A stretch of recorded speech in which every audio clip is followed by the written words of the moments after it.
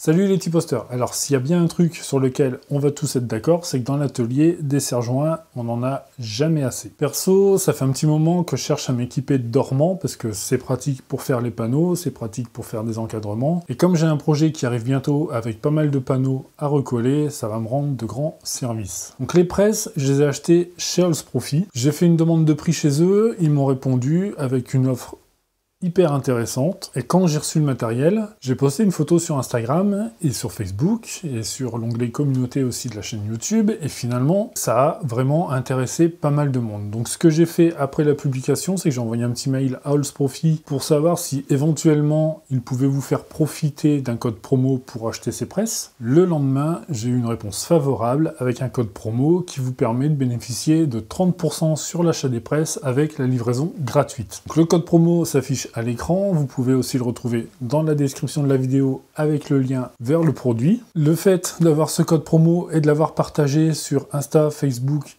et l'onglet communauté de YouTube, ça a déclenché des commandes et des commandes. Les stocks sont à zéro chez Halls Profit. J'ai échangé un petit peu avec eux à ce sujet et ils ont repassé commande d'un nouveau stock et ce stock sera disponible pour décembre. Donc c'est l'occasion de faire d'essayer de se faire acheter des dormants, des presses de dormants pour Noël et de se faire plaisir à ce moment-là. Maintenant, assez de blabla, je vous laisse découvrir ça en vidéo.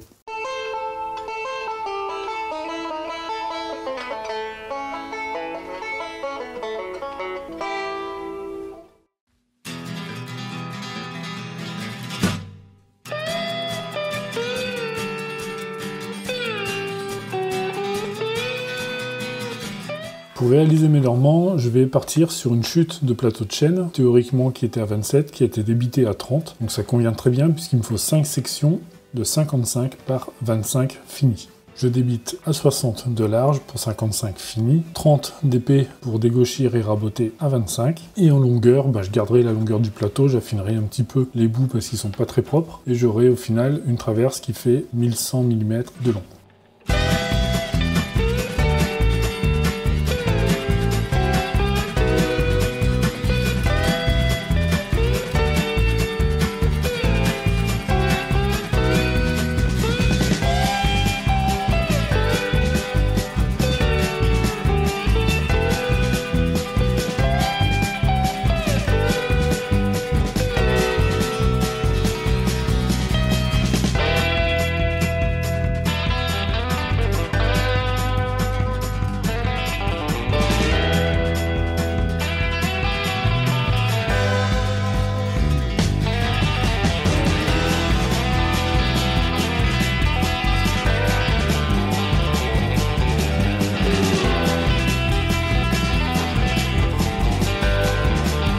Donc ensuite, je vais me servir des presses pour marquer le premier trou et je ferai une entraxe de 55 mm sur les trous suivants pour la partie mobile. Ça correspond à un peu moins que la course de la vis, ce qui devrait théoriquement convenir à pas mal de situations.